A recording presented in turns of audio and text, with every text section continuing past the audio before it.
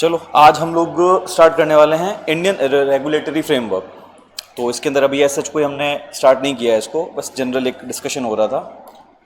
सबसे पहले हम लोग कल की बात करते हैं। कल जो ओरिएंटेशन क्लास थी उसमें किसी को किसी भी तरह का कोई डाउट या कोई क्वेरी आपको चाहिए, एक बार वापस थोड़ा सा ब्रीफ देना है वो दे सकता हूँ मैं, नहीं तो आगे बढ़ें। सब क्लियर हो ना? चलो ठीक है। आज हम स्टार्ट करने वाले हैं इंडियन रेगुलेटरी फ्रेमवर्क। ये टॉपिक 1 रहेगा अपना। और इसके अंदर कल मैंने आपको बताया ही था, एक क्वेश्चन आता है, डायरेक्ट क्वेश्चन आता है, कोई थ्योरी बेस्ड क्वेश्चन होगा, कोई इसके अंदर केस बेस्ड स्टडी नहीं होगी। 6 नंबर का रहेगा और यूजुअली वो क्वेश्चन नंबर 4 का पार्ट सी रहता है जो इस टॉपिक में से डायरेक्ट आता है। डायरेक्ट एक क्वेश्चन आएगा, कोई भी कॉम्प्लिकेशन या कॉम्प्लिकेटेड तरह से इंस्टीट्यूट नहीं पूछने वाला है, बहुत डायरेक्ट क्वेश्चन आएगा और बहुत इजीली आप लोग कर लोगे इसको। अगर आप जनरल एक ओवरव्यू करोगे तो बहुत आसानी से हो जाएगा। अच्छा, रेगुलेटरी फ्रेमवर्क इसका मतलब क्या है? सबसे पहले हम इस चैप्टर के मीनिंग को समझते हैं कि इंडियन रेगुलेटरी फ्रेमवर्क क्या मतलब है इसका।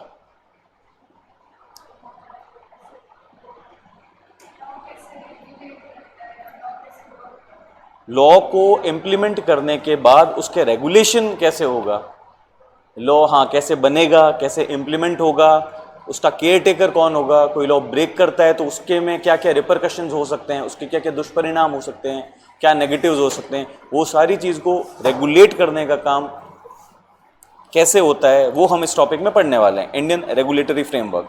इसके अच्छा, हम लोग कुछ नए स्टूडेंट भी ऐड हुए हैं। मैं एक क्वेश्चन वापस पूछ लेता हूँ, किस किस का रजिस्ट्रेशन हो चुका है अपने में से? आपका ICAI में मटेरियल मिल गया आपको? तो कल से आप लोग अपना मटेरियल कैरी करोगे। अब आएगा मटेरियल? अच्छा, तो हम एक काम करेंगे, मेरा जो पढ़ाई होगी वो तो मॉड्यूल बेस्ड ही रहेगा। मॉड्यूल के साथ साथ मैंने क्वेश्चन बैंक अपना प्रिपेयर किया है, वो क्वेश्चन बैंक आपको मिलेगा अभी चैप्टर वाइज। अभी वो प्रिंटिंग में दिया हुआ है, शायद मैं एक बार सचिन सर से डिस्कस कर लूँगा।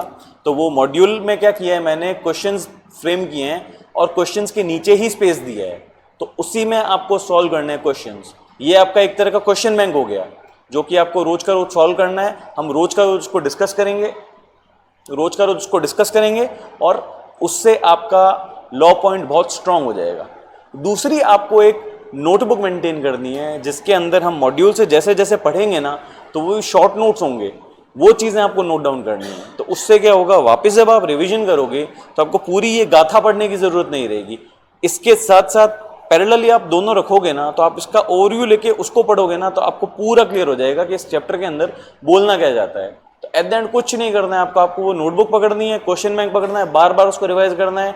65-70% आप इजीली लॉ में लेके आने वाले हो, ये मेरी गारंटी है। बस जैसा मैं पढ़ाऊँ पढ़ लेना, कुछ एक्स्ट्रा करने की ज़रूरत नहीं है, कुछ ओवरथिंक करने की ज़रूरत नहीं है, कोई टेंशन लेने की ज़रूरत नहीं है।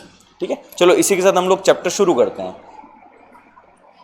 इसके अंदर चलो, after studying this chapter you will be able to understand, ये 4 चीज़ें इस चैप्टर के बाद हम समझ जाएंगे कि क्या है।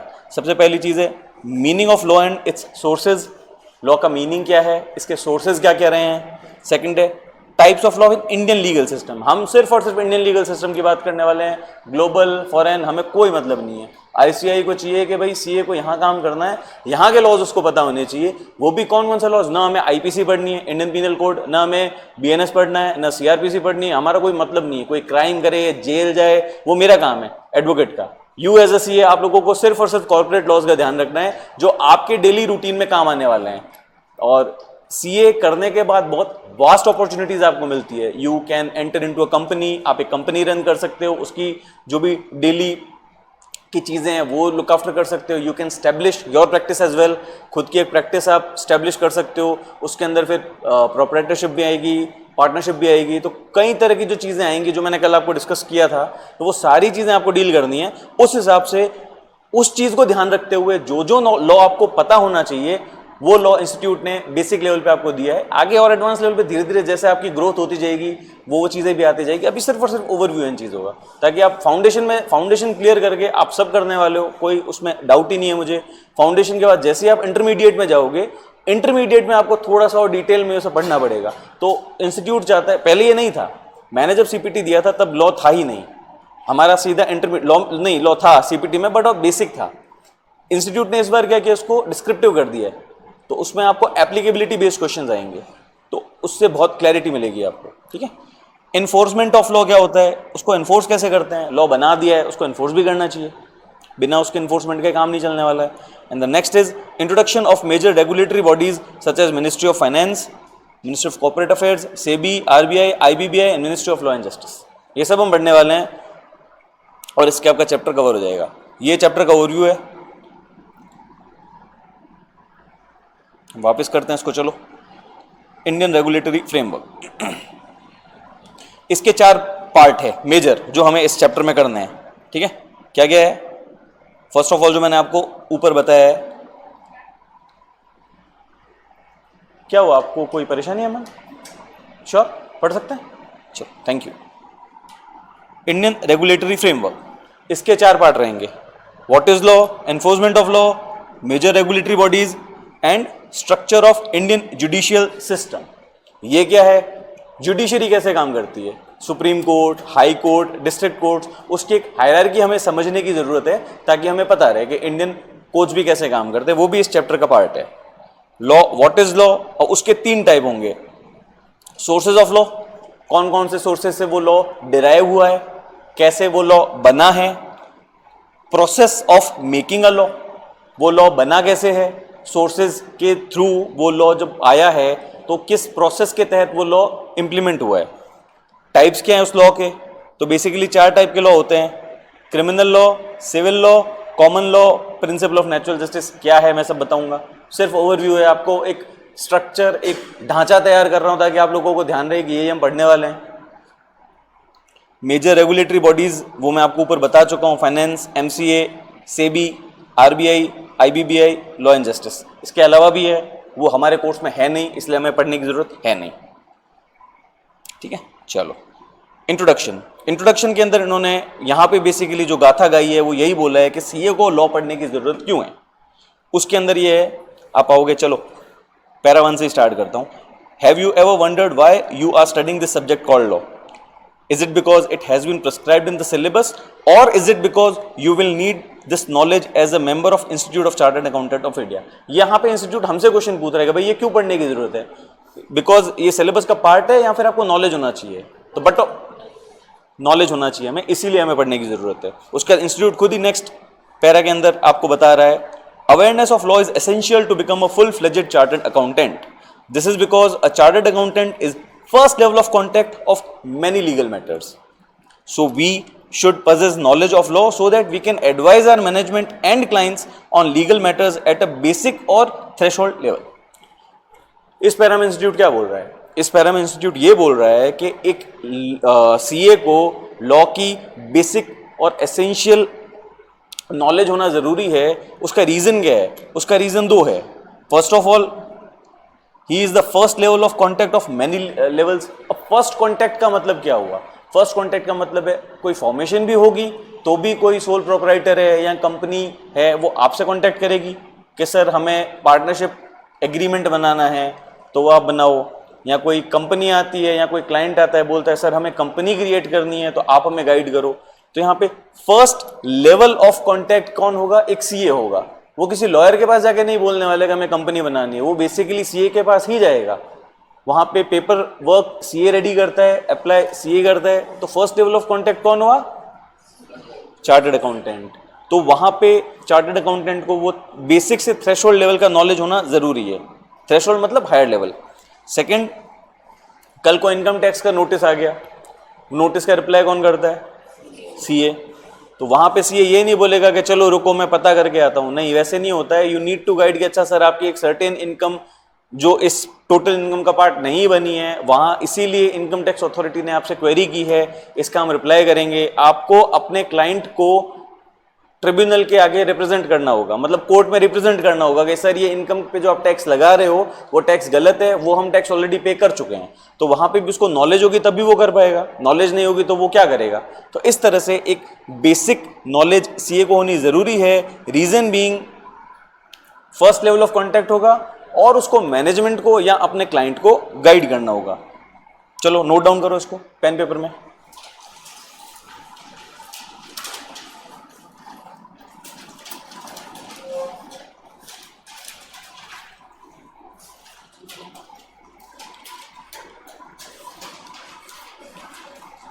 मैं भी आपके साथ साथ कर रहा हूँ, ठीक है।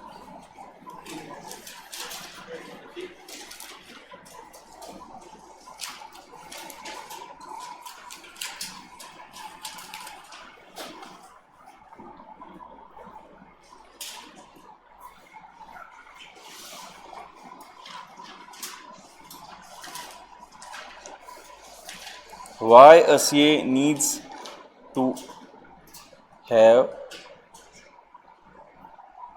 the basic knowledge of law?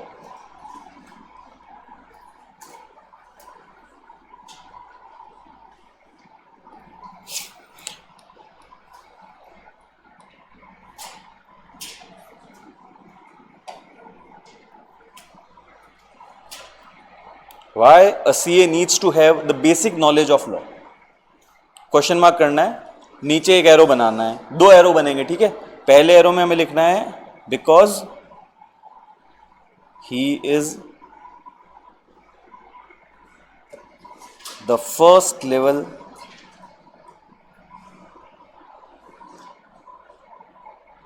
Of conduct of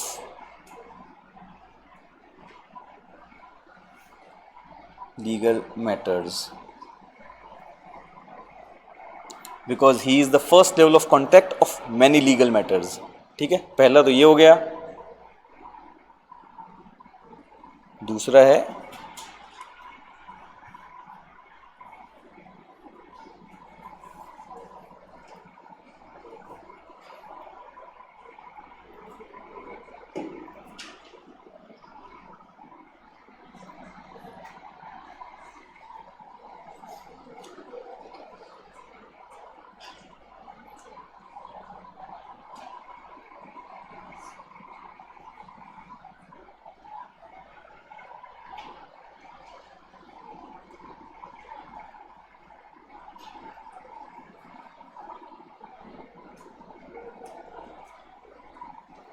ठीक है।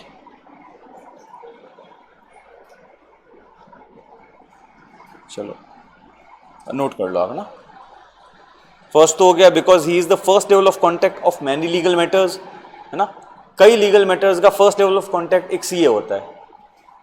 और सेकंड हो गया to advise the management slash clients on many legal matters. उसको एडवाइस भी करना होगा। फर्स्ट लेवल ऑफ कॉन्टैक्ट मतलब कोई आके आपसे पूछेगा तो एडवाइस भी आपको ही करना होगा। तो ये दोनों रीजन है, एक सीए को बेसिक नॉलेज होना जरूरी है, ठीक है। अब इसका क्या मतलब हुआ कि कंपनी है वो इनकम अपनी छुपा रही है, ठीक है, तो वो एक इनकम टैक्स के लॉज को ब्रेक कर रही है। तो एक सीए का काम है कि वो जो भी लॉज है उसको फॉलो करवाना, ओबे करवाना, ताकि कंपनी के ऊपर किसी भी तरह की कोई लीगल रिपरकशंस, कोई कार्रवाई नहीं हो। ये भी एक सीए का ही काम है, इसीलिए एक बेसिक नॉलेज होना जरूरी है। यहां तक क्लियर है हम लोग? कोई आइडिया कि यार सीए को लॉ क्यों पढ़नी है? समझ नहीं आया बार बार पूछना, कोई दिक्कत नहीं है, समझ में आनी चाहिए चीज, है ना। कोई तुम्हें यहां जज नहीं करने वाला है। कोई डाउट हो पूछो, जितना पूछोगे जितनी बात करोगे उतना तुम्हारा दिमाग के द्वार खुलेंगे। चुप रहने से कुछ मतलब नहीं। डाउट है कोई? लग तो रहा है शक्ल से। पूछो। ठीक, चलो ठीक है, यहां हम हो गया। अब ये बात कर रहे हैं हम नेक्स्ट पैरा के अंदर, ये बोल रहा है कि ड्यूरिंग द इवेल्युएशन और इवेल्युएशन ऑफ ह्यूमन सोसाइटी हम लोग को लॉ बहुत जरूरी रहा है।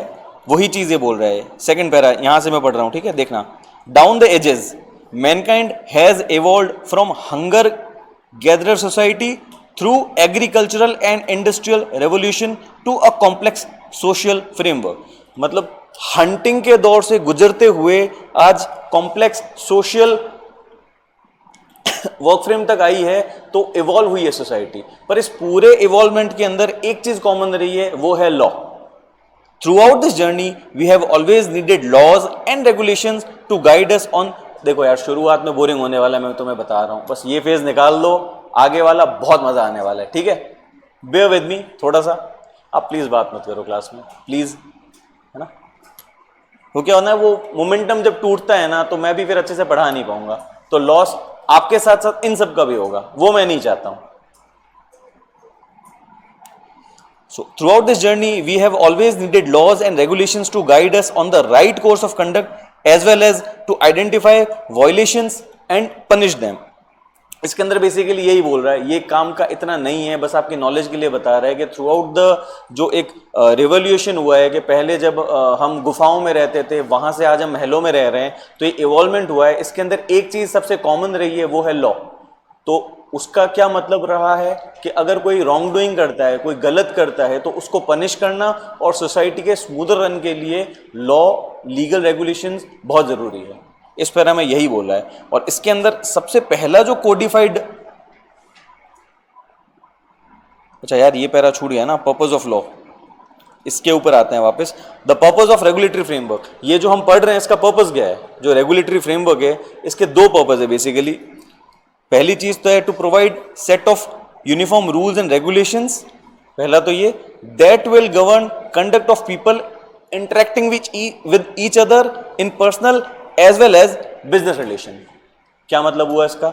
इसका मतलब ये है कि जो रेगुलेटरी फ्रेमवर्क है उसके दो पर्पस है। वो बेसिकली क्या करता है, एक सेट ऑफ यूनिफॉर्म रूल्स, मतलब रूल्स एंड रेगुलेशन। अब चाहे बात करते हो इंडियन कॉन्ट्रैक्ट एक्ट हो गया या सेल ऑफ गुड एक्ट हो गया, तो एक certain set of rules Indian regulatory framework provide करता है। उसका काम है लोगों के बिहेवियर को गवर्न करना। आज इंडियन कॉन्ट्रैक्ट है, उसके अंदर जो लॉज हैं उसके बियॉन्ड आप कोई काम नहीं कर सकते हो, और वो आपका जो दूसरा पार्टी ऑफ द कॉन्ट्रैक्ट है वो उसके बियॉन्ड जाता है, you can directly go to the court और आप अपना वो काम करवा सकते हो। तो वो जो लोगों का एक बिहेवियर है या लोगों का एक इंटरेक्शन है, उसको गवर्न करने का काम है इंडियन रेगुलेटरी फ्रेमवर्क का। अच्छा, आगे इसका मतलब क्या हुआ? Conduct of people interacting with each other in personal as well as business relation. Personal relation का मतलब तो क्या हो गया कि यार आपने किसी को पेमेंट दिया, अब वो आपको पैसे नहीं दे रहे हैं, तो आप क्या करोगे? उसका मारपीट तो कर नहीं सकते, नहीं तो आपके ऊपर केस कर देगा।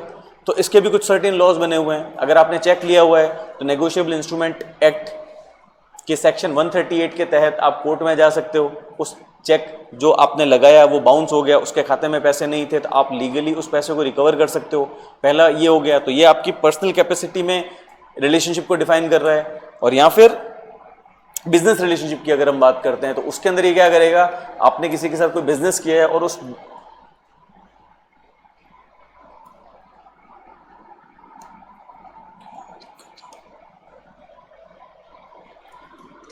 वहां पैनल में भी नहीं आ रहा है, आ गया?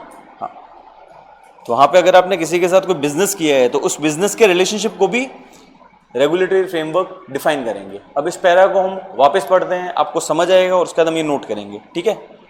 The purpose of regulatory framework is to provide a set of uniform rules. Uniform rules का मतलब क्या हुआ है? सबके लिए सेम यूनिफॉर्मिटी होनी चाहिए। ये नहीं है कि यार जो अमीर लोग हैं उनके लिए अलग कानून चल रहा है, जो गरीब तबके के लोग हैं उनके लिए अलग, नहीं, ऐसा नहीं होता है। अगर जो लॉ बना हुआ है, जो रूल बना हुआ है, उसमें यूनिफॉर्मिटी होगा। अगर लॉ यूनिफॉर्म नहीं होगा तो वो bad in the I of law हो जाएगा, वो लॉ को आप लीगली एनफोर्स नहीं कर सकते हो। और ये कॉन्स्टिट्यूशन भी हमें बोलता है कि इक्वालिटी होनी चाहिए, लॉ सबके लिए सेम होना चाहिए। आर्टिकल 15 देखी होगी आपने, एक मूवी आई थी, उसके अंदर भी यही सोशल मैसेज दिया है कि सबके लिए सेम होना चाहिए लॉ, जो अमीर के लिए वो गरीब के लिए होना चाहिए। इसीलिए इसका है provide a set of uniform rules and regulations. Uniform rules and regulation मतलब सबके लिए same, that will govern the conduct of people interacting with each other in personal as well as business relationship. इसको note करते हैं हम, चलो। Purpose of regulatory framework, ये मैंने नोट किया हुआ है, लिखो।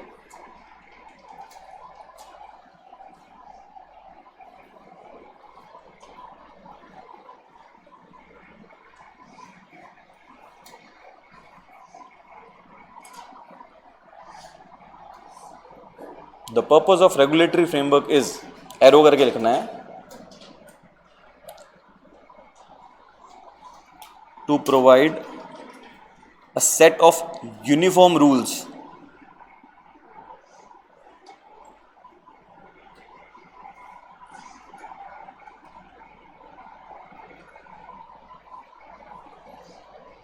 and regulations that will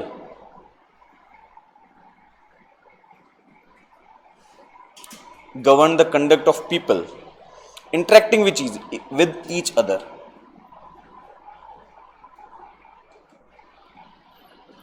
in personal as well as business relationship.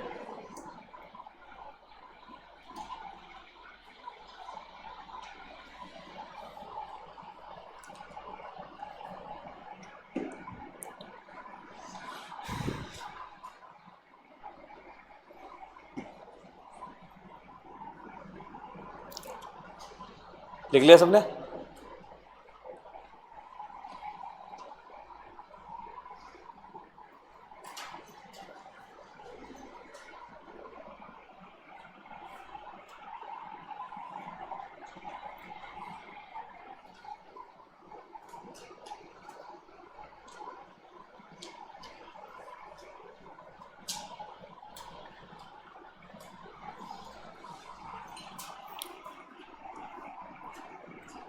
चलो आगे बढ़ते हैं ना।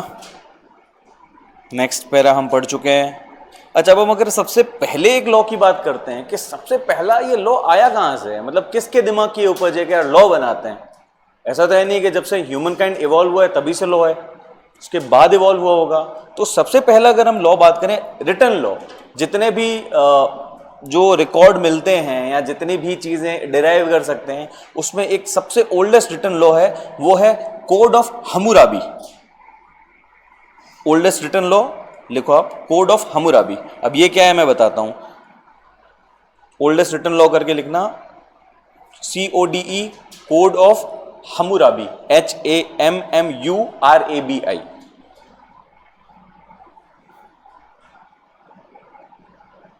ये थोड़ा सा हम हिस्ट्री पढ़ रहे हैं लॉ के साथ। ये बनाया है किंग हम्मुराबी, जिसने रूल किया था बेबीलोन का, BABYLON। किंग का नाम सुनते ही कोहली आता है सबके, but this is king Hammurabi.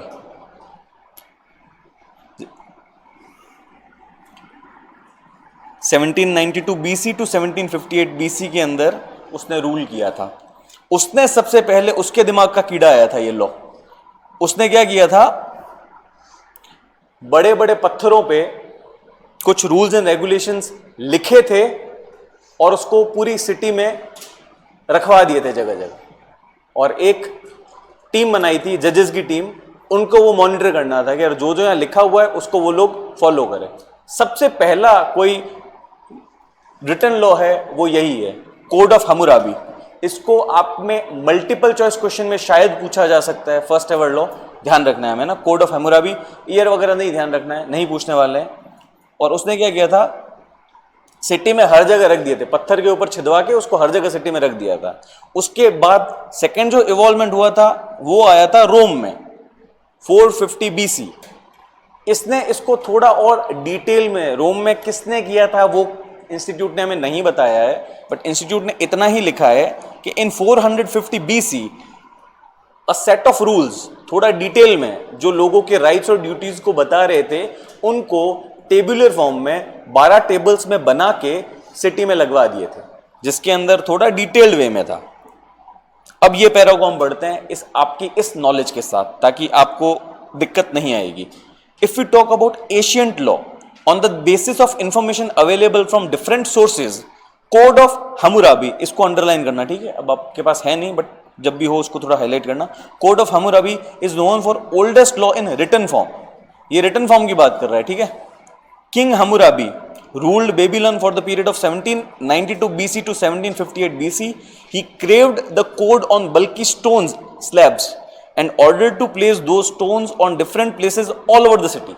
उसने ऑर्डर किया कि भाई पत्थरों पे ये जो लॉ है इसको लिखवाओ, और छोटा सा था, बहुत 4-5 कोई लॉज होंगे, और उसको बोला पूरे शहर में रखवा दो उनको, ताकि लोगों को फॉलो करना है। So that the public may have the knowledge of codes. He also appointed judges to check whether public is following the law or not. तो सबसे पहला जो एक सिस्टम डेवलप हुआ था वो कोड ऑफ हम्मुराबी के थ्रू हुआ था, जो किंग हम्मुराबी ने इंप्लीमेंट करवाया था। और उसके बाद थोड़ा सा आगे हम आते हैं, इन 450 BC a set of law were engraved on 12 bronze tables. ये टेबलेट है, गलत है, टेबल है, bronze tables in Rome, which is considered as first most detailed code of any civilization and called 12 tables. तो पहला जो रिटन लॉ है oldest, वो तो कोड ऑफ हम्मुराबी हो गया, और जो डिटेल्ड लॉ है वो ये रोम ने किया था 450 बीसी में। उसमें उन्होंने क्या किया था कि 12 टेबल्स को बनाया और उसको पूरे ऑल ओवर द सिटी उसको प्लेस करवा दिया। The purpose of these tables was to protect the rights of public. Purpose क्या था? पब्लिक के राइट्स को प्रोटेक्ट करना, और अगर कोई गलत करता है तो उसको पनिश करना, प्रोवाइड रेमेडी फॉर रॉन्ग्स। ये चीज कोड ऑफ हम्मुराबी के टाइम नहीं थी। उसने बस बताया आपको क्या क्या फॉलो करना है और एक जजेस अपॉइंट कर दिए कि लोग फॉलो करें, उसके अलावा उसने कुछ नहीं किया। यहां पे रॉन्ग डूइंग्स को पनिश करने वाली चीज सबसे पहले अगर आई है वो 450 बीसी में रोम में आई थी। इसको छोटा सा है वो आप नोट कर लो, है ना, ये मैंने इधर किया है, इसको आप नोट कर लो। नेक्स्ट क्लास से मैं भी आपके साथ साथ लिखता रहूंगा, don't worry. Oldest written law code of Hammurabi. King Hammurabi ruled Babylon 1792 to 1758 BC।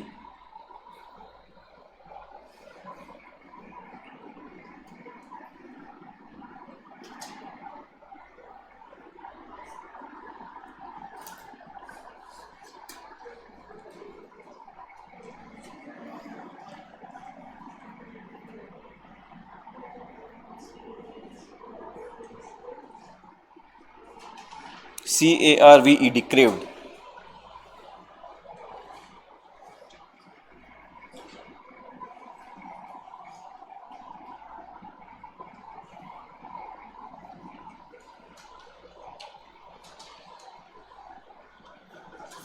और फिर रोम ने 450 बीसी के अंदर थोड़ा कोडिफाइड लॉ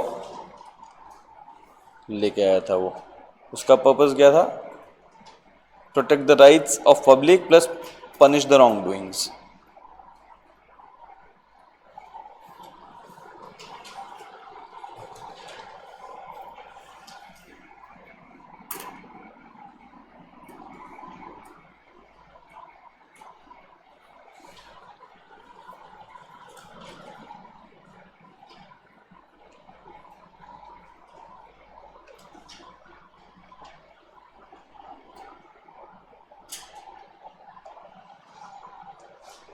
यहां तक किसी को कोई डाउट, कोई कंफ्यूजन? क्लियर है? नोट कर लो, फिर आगे बढ़ते हैं।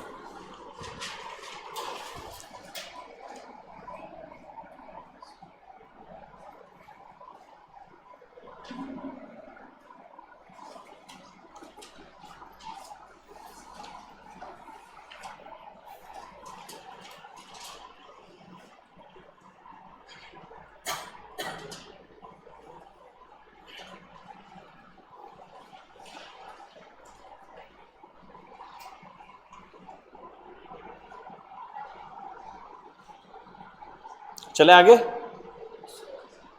चलो ठीक है।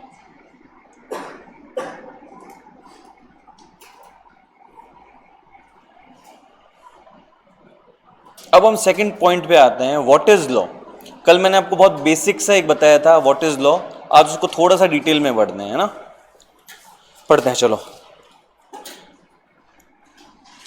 Law is set of obligations and duties. क्या है? Obligations and duties impose by the government. कौन इम्पोज करता है? गवर्नमेंट। क्या है? Set of obligations and duties impose by government for securing welfare and providing justice to the society. Purpose क्या हुआ? जोर से। तो क्या हुआ? A set of obligation and duties impose by the government for securing welfare and providing justice to the society. ठीक है, अब इसके अंदर आगे बोलता है India's legal framework reflects the social, political, economic and cultural aspect of our vast and diversified country. हमारी country बहुत डाइवर्सिफाइड है, आपको पता ही है, कई स्टेट है, कई तरह के लोग हैं, कई तरह की भाषाएं बोली जाती है। तो उन सबको एक यूनिफॉर्मिटी के साथ, डाइवर्सिटी को यूनिफॉर्म तरीके से लेके हम आगे बढ़ रहे हैं, और उसमें इंडियन लीगल सिस्टम का बहुत बड़ा एक हाथ है, और जो कि बहुत अच्छे तरीके से मैनेज भी हो रहा है। चलो नोट करो, व्हाट इज लॉ। लिखो, set of obligation and duties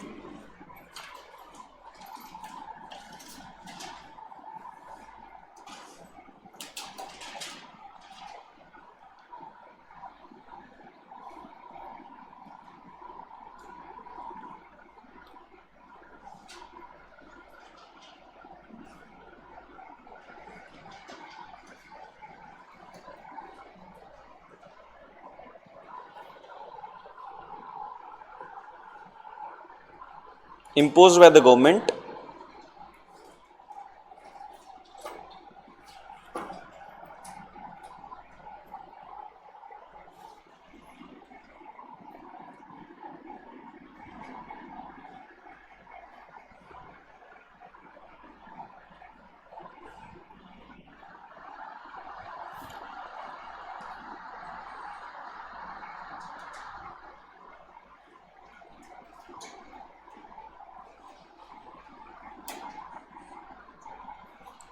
चलो चलो आगे बढ़ते हैं, है ना। सो व्हाट इज लॉ, आप क्लियर हो, set of obligations and duties imposed by the government to secure welfare and provide justice to the society. ठीक है, सोर्सेज ऑफ लॉ क्या क्या हो गए, तो मेनली इंडिया के अंदर there are 4 type of sources. वो जो सोर्सेज हैं उनसे लॉ डिराइव हुआ है। सबसे पहला द कॉन्स्टिट्यूशन ऑफ इंडिया, जो कि सबसे इंपॉर्टेंट लॉ है इस कंट्री का। ये कंट्री कॉन्स्टिट्यूशन से ही चलती है, उसके बियॉन्ड कोई भी लॉ, कोई भी एक्ट नहीं बन सकता है, उसको मॉडिफाई भी नहीं कर सकते हैं हम, है ना। तो सबसे इंपॉर्टेंट हो गया द कॉन्स्टिट्यूशन ऑफ इंडिया, जो बात करता है लॉ की क्या राइट्स है, क्या ड्यूटीज हैं, और किस तरह से एक लॉ बनेगा, किस हद तक वो लॉ बनाया जा सकता है, जो बेसिक जो आपके लीगल राइट्स है या उनके बियॉन्ड वो लॉ नहीं बन सकता है, इक्वालिटी होनी चाहिए, ये सब कॉन्स्टिट्यूशन में लिखा गया है। सेकंड जो है वो क्या हो गया, द स्टेट्यू और law made by the parliament. दूसरा, फर्स्ट तो कॉन्स्टिट्यूशन हो गया, दूसरा जो अपनी पार्लियामेंट लॉ बनाती है या स्टेट असेंबली लॉ बनाती है, वहां से भी लॉ डिराइव होता है, वो भी एक सोर्स हो गया लॉ का। जैसे जीएसटी है वो सेंट्रल गवर्नमेंट ने बनाया है, इनकम टैक्स एक्ट है वो सेंट्रल गवर्नमेंट ने बनाया है, इम्पोज किया है, तो उसके अकॉर्डिंग हम इनकम टैक्स रिटर्न भरते हैं। स्टेट लॉज जो हो गए हैं वो अगर हम बात करें तो राजस्थान रेंट कंट्रोल एक्ट ये स्टेट ने बनाया है, जिसके अंदर स्टेट की ज्यूरिसडिक्शन में जो भी आएगा उसको वो लॉ मानना पड़ेगा, उस लॉ के तहत काम होगा। तो सेकंड सोर्स क्या हो गया, law made by the parliament और स्टेट असेंबलीज। तीसरा सोर्स ऑफ लॉ क्या हो गया, वो हो गया प्रेसिडेंट्स या judicial decisions of various courts as well as supreme court. Supreme court कोई डिसीजन देता है तो वो सबके ऊपर बाइंडिंग होता है। सबसे बड़ा एग्जांपल अगर हम बात करें तो अपने राम मंदिर, जैसे ही सुप्रीम कोर्ट ने वो डिसीजन हमारे हक में दिया, मंदिर बना और आज हम लोग जा भी रहे हैं, वहां पे पूजा भी हो रही। इतने सालों तक वो डिस्प्यूटेड था, but at the end supreme court ने एक डिसीजन दिया, वो डिसीजन इंप्लीमेंट हुआ। तीसरा सोर्स ऑफ लॉ वो हो गया। और चौथा हो गया स्टैब्लिश्ड कस्टम्स एंड यूसेज। कई सालों से जो परंपराएं आ रही है, उन परंपराओं के तहत अगर कोई काम हो रहा है तो वो भी एक सोर्स ऑफ लॉ को गवर्नमेंट रिकॉग्नाइज करती है कि चलो this is also source of law और इसके तहत भी काम हो रहा है, तो वो bad in eye of law नहीं होगा। तो they are a total of 4 sources of law. कौन कौन से हैं, constitution, second law made by the parliament, third precedents judicial decisions of various courts as well as supreme court, और चौथा हो गया, बिल्कुल। चलो अब हम इसको पढ़ते हैं ना। The main source of law in India are the constitution, the statutes और law made by the parliament और state assemblies, precedents of judicial decisions of various courts and in some cases established custom and usage. अब इसके अंदर next para बात करता है, you must be aware that India is a parliamentary democracy. Parliamentary democracy का मतलब क्या है, हमारे यहाँ एक पार्लियामेंट है और वो डेमोक्रेटिक वे में काम करते हैं। हम लोग वोट देते हैं, उस वोट के तहत हमारा रिप्रेजेंटेटिव का सिलेक्शन होता है और 5 साल बाद इलेक्शन आते हैं, तब अगर उसने काम सही नहीं किया है तो हम वापस उसको रिप्लेस भी कर सकते हैं। अनलाइक नॉर्थ कोरिया जिसके अंदर एक राजा पिछले 50 साल से राज कर रहा है, वैसा हमारे यहाँ नहीं है। चाइना में भी टू एन एक्सटेंट डेमोक्रेसी नहीं बोला जा सकता है, एक ही है, वो इतने टाइम से कर रहा है, बट इंडिया के अंदर वैसा नहीं है। इंडिया के अंदर इलेक्शन होते हैं, इलेक्शन से सिलेक्शन होता है इंडिया में, विदाउट इलेक्शन कुछ नहीं होता है ना। तो वो उसका मतलब हो गया parliamentary democracy. We have a constitution which is the basis and source of all law. We elect our representative to the parliament as well as to the legislative assembly of various states. MLA के time भी हम vote देते हैं, MP के time भी हम लोग vote देते हैं, तो हम लोग ही सिलेक्शन कर रहे हैं। स्टेट असेंबली में जो हमारे यहाँ के एमएलए हैं उनको भी हमने वोट दिया है, तभी वो स्टेट असेंबली में फलोदी को रिप्रेजेंट कर रहे हैं। एज वेल एज जो जोधपुर के एमपी है उनको भी हमने ही वोट दिया है, तभी वो आज पार्लियामेंट में बैठ के, कौन है जोधपुर के एमपी, गजेंद्र सिंह शेखावत, नाम सुना होगा आपने। हाँ, तो वो हैं, वो इस जोधपुर की टेरिटरी को रिप्रेजेंट कर रहे हैं पार्लियामेंट में, जोधपुर और फलोदी जो पार्ट है उसको। तो इस तरह से हम, हमारे जो रिप्रेजेंटेटिव्स होते हैं वो पार्लियामेंट में रिप्रेजेंट करते हैं और वो पार्लियामेंट ही लॉ बनाती है। तो उसके अंदर बेसिकली क्या हो रहा है, आपने जिसको सेलेक्ट किया है वो वहां जाके ही लॉ बना रहे हैं और वही इंप्लीमेंट हो रहे हैं। तो बेसिकली कोई लॉ अगर हम पे इंप्लीमेंट भी हो रहा है तो उसमें कहीं ना कहीं हमारा ही हाथ है, क्योंकि हमने जिसको सेलेक्ट किया है उन्होंने वो लॉ इनेक्ट करके अप्लाई किया है। तो दिस इज अ डेमोक्रेटिक वे जिससे काम हो रहा है। दीज रिप्रेजेंटेटिव्स, यहां से बढ़ रहा हूं मैं ना, यहां से, these representatives of the people make laws in parliament or in state assemblies as the case may be। यहाँ तो पार्लियामेंट में वो बनाएंगे या फिर स्टेट असेंबली में बनाएंगे। So parliament is the ultimate law making body. Law making body कौन हो गई? पार्लियामेंट। नोट कर लेना, एमसीक्यू में क्वेश्चन पूछा जा सकता है, अल्टीमेट लॉ मेकिंग बॉडी कौन है? उसमें पार्लियामेंट आ गया, स्टेट असेंबली आ गया, सुप्रीम कोर्ट आ गया और हाई कोर्ट आ गया। तो हमें सिलेक्शन किसका करना है? पार्लियामेंट का। Parliament is the ultimate law making body. The law pass bye the parliament may apply through out और अ पोर्शन ऑफ इंडिया। जिसके अभी, अच्छा, सेक्शन 370 जब से उसको हटाया गया है तब से जम्मू एंड कश्मीर में भी हमारा लॉ एप्लीकेबल हो रहा है। उससे पहले अगर आप कोई भी एक्ट पढ़ते ना तो सबसे पहला जो एक्ट होता है उसके अंदर टाइटल होता है और उसकी एप्लीकेबिलिटी होती है, जिसके अंदर लिखा जाता है कि this act will apply the whole of India except for Jammu and Kashmir. तो वो इस लाइन को बहुत अच्छे से डिफाइन कर रहा है कि या तो पार्लियामेंट का लॉ इन इंडिया अप्लाई कर सकते हैं या फिर किसी पोर्शन में अप्लाई या नॉन अप्लाई कर सकते हैं। बट अब वो नहीं है, अब जम्मू एंड कश्मीर में भी इंडिया का लॉ अप्लाई होता है, क्योंकि सेक्शन 370 जो उसको एक स्टेटस देती थी, स्पेशल स्टेटस, उसको रिवोक कर दिया है हमने मतलब गवर्नमेंट ऑफ इंडिया ने। The law passed by the parliament may apply throughout or a portion of India, wherever the law passed by the state legislature apply only within the borders of the state concerned। अच्छा, इसके अंदर हमारे राजस्थान की state assembly में अगर कोई law पास होता है तो वो गुजरात में अप्लाई कर सकते हैं? नहीं कर सकते हैं। वो सिर्फ राजस्थान की जो टेरिटरी है उसी पे एप्लीकेबल होगा, उसके बियॉन्ड नहीं होगा। इसका एक एग्जांपल मैं आपको दे सकता हूं कि हम अगर कोई लैंड परचेज करते हैं, लैंड पे जो स्टेट टैक्स जो लगता है वो गवर्नमेंट ऑफ राजस्थान तय करेगी। पेट्रोल भरवाते हैं, वैट लगता है। पेट्रोल के प्राइसेस आपको पता है हर एक स्टेट में अलग अलग है, क्योंकि पेट्रोल के अंदर जो वैट का पोर्शन है वो स्टेट गवर्नमेंट कंट्रोल करती है। हमारे राजस्थान में वैट की मात्रा थोड़ी ज्यादा है, इसीलिए हम ज्यादा पैसा देते हैं। वही अगर आप गुजरात में या दिल्ली में या कहीं और जाओगे जहां की स्टेट ने वैट कम लगा रखा है टैक्स, तो वहां कम पे करेंगे। तो यहाँ की टेरिटरी के अंदर वो एप्लीकेबल होगा, उसके बियॉन्ड नहीं होगा। स्टेट का, सेंट्रल का whole of India, unless notified by the government, तो वो होल ऑफ इंडिया ही एप्लीकेबल होगा। और कॉन्स्टिट्यूशन है वो कहां से आया है? तो कॉन्स्टिट्यूशन ऑफ इंडिया आया है गवर्नमेंट ऑफ इंडिया एक्ट 1935 से, जिसको यूनाइटेड किंगडम की पार्लियामेंट ने अप्लाई किया था। तो फर्स्ट एवर जो लॉ इंडिया में आया, जो आज का कॉन्स्टिट्यूशन ऑफ इंडिया है, उससे पहले वो था the government of India act. इसने टू एन एक्सटेंट इंडिया की हिस्ट्री को कई लेवल तक चेंज किया है। इसमें कुछ चीज़ों को अप्लाई किया गया है, उससे कुछ एक नया डायरेक्शन मिला है इंडिया को, और वही आज आगे चल के देख रहे हैं हम कि कुछ कुछ चीज़ें हैं जो काफ़ी ठीक हुई है। वो क्या है वो हम पढ़ते हैं। The Government of India Act 1935 passed by the Parliament of United Kingdom। United Kingdom ने क्यों पास किया था उस टाइम?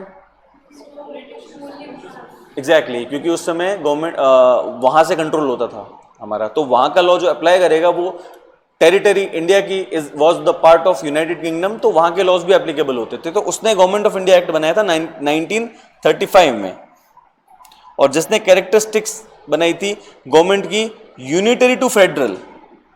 अब गवर्नमेंट ऑफ इंडिया एक्ट ने क्या किया था कि यूनिटरी मतलब एक सेंट्रल गवर्नमेंट कंट्रोल करेगी पूरे इंडिया को, जो उस समय वहां की गवर्नमेंट थी। वहां से इन्होंने एक नया दर्जा दिया था, इसको फेडरल गवर्नमेंट का एक दर्जा दिया था, जिसके अंदर क्या किया था इन्होंने कि central as well as state government parallelly run करेगी सेंट्रल गवर्नमेंट पूरा मॉनिटर करेगी, स्टेट गवर्नमेंट अपने स्टेट को मॉनिटर करेगी। कोई डिस्प्यूट होगा दोनों मिलकर रिजॉल्व करेंगे। इस तरह से एक स्ट्रक्चर को चेंज किया था, वो गवर्नमेंट ऑफ इंडिया एक्ट 1935 ने किया था। पढ़ते हैं चलो।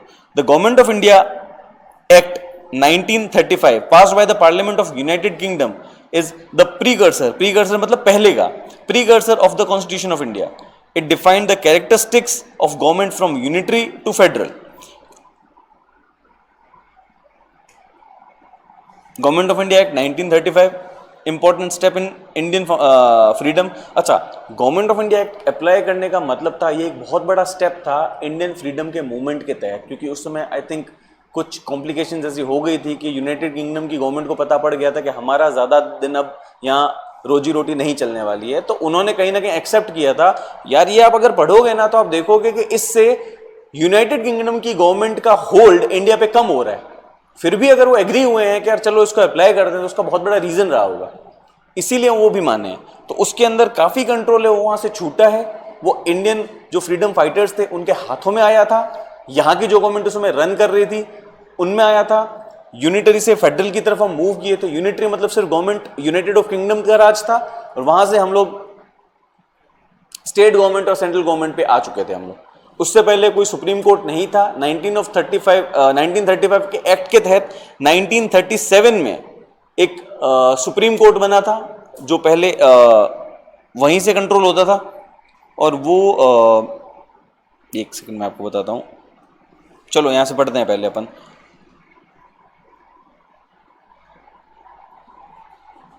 The Government of India Act 1935 passed by the Parliament of United Kingdom is the precursor to the Constitution of India. It defined the characteristics of the government from unitary to federal. The powers were distributed between central, state, and to avoid any disputes, in 1937, Federal Court was established and had the jurisdiction of appellate, original and advisory. इन्होंने क्या किया था 1937 के अंदर establish किया था federal court, जो कि आज का सुप्रीम कोर्ट है। जिसने क्या किया था, उसके पास 3 तरह के राइट्स थे। पहला तो अपीलेट कोर्ट हो गया, हाई कोर्ट से कोई भी अपील सुप्रीम कोर्ट तक मूव करती थी, जो कि पहले नहीं थी। ओरिजिनल जुरिसडिक्शन, जिसके अंदर अगर सेंटर और स्टेट, क्योंकि इससे पहले कोई कंसेप्ट ही नहीं था सेंट्रल और स्टेट का, एक ही राज था। तो सेंट्रल और स्टेट अगर 2 पैरेलल पावर्स अगर आई है तो उनके बीच में अगर कोई डिस्प्यूट होगा तो उसको सॉल्व कौन करेगा? तो वो उसके लिए एक एपेक्स कोर्ट को बनाना जरूरी था, जिसको फेडरल कोर्ट बोला गया।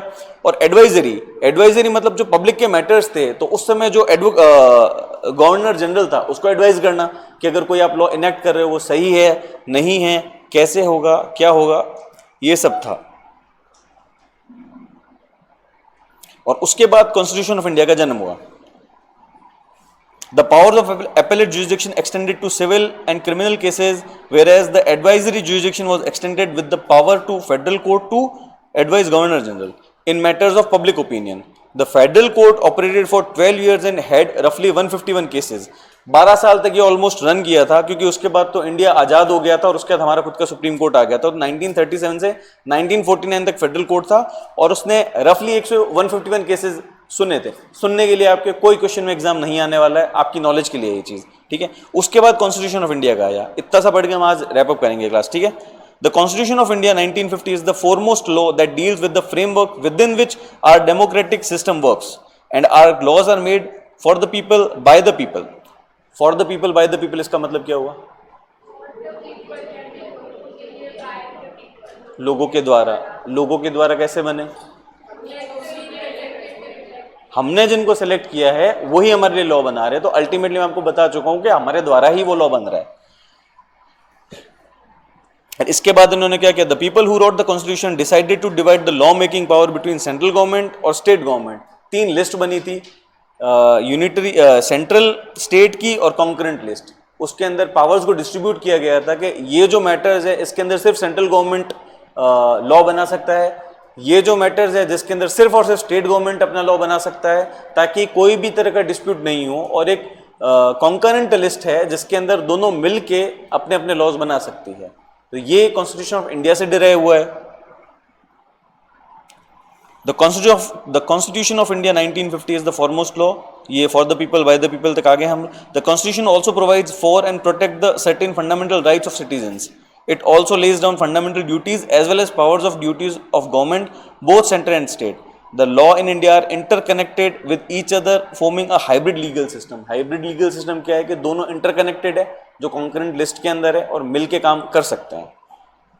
The people who wrote constitution decided to divide the law making power between central government, state government and various state governments. So the Indian constitution has 3 lists: central list, state list and joint list, जिसको हम concurrent list बोलते हैं, mixed list.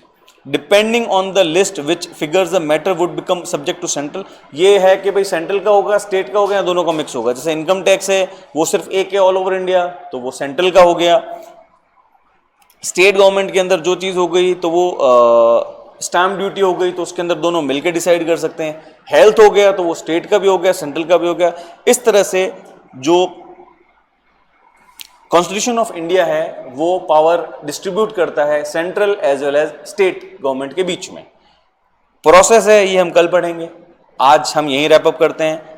आज हमने क्या क्या पढ़ा है? सबसे पहले हमने पढ़ा इंट्रोडक्शन, जिसके अंदर सीए को पढ़ाने, ये मैं नोट्स है मैं आपको कल नोट डाउन करवाऊंगा, डोंट वरी. आज हमारे पास थोड़ा सा टाइम की कमी है, तो ये पूरा जो हमने पढ़ा है उसको मैं तुम्हें नोट करवा दूंगा कल. लॉ क्या है, सोर्सेज ऑफ लॉ क्या है और कॉन्स्टिट्यूशन है. ये प्रोसेस ऑफ मेकिंग लॉ और जो टाइप्स ऑफ लॉ ये हम कल कवर करेंगे. आज में अगर कोई डाउट है तो मुझे बताओ. और कल आप लोग कोशिश करो कि ये जो इंडियन रेगुलेटरी फ्रेमवर्क है इसका पीडीएफ का प्रिंट आउट आप कैरी करो जब तक आपके बुक्स नहीं आ जाती है, क्योंकि पढ़ाई हमें इसी से करनी होगी. तो आपको अगर पेंसिल से नोट डाउन भी करना होगा, कोई अंडरलाइन भी करना होगा, तो आपके पास एक रिकॉर्ड रहेगा. और कल या परसों तक हम इस चैप्टर को ख़त्म करते हैं और उसके बाद हम इसके क्वेश्चंस भी सॉल्व करेंगे और उसके बाद ये आपके 6 नंबर हो गए कवर. ठीक है, चलो.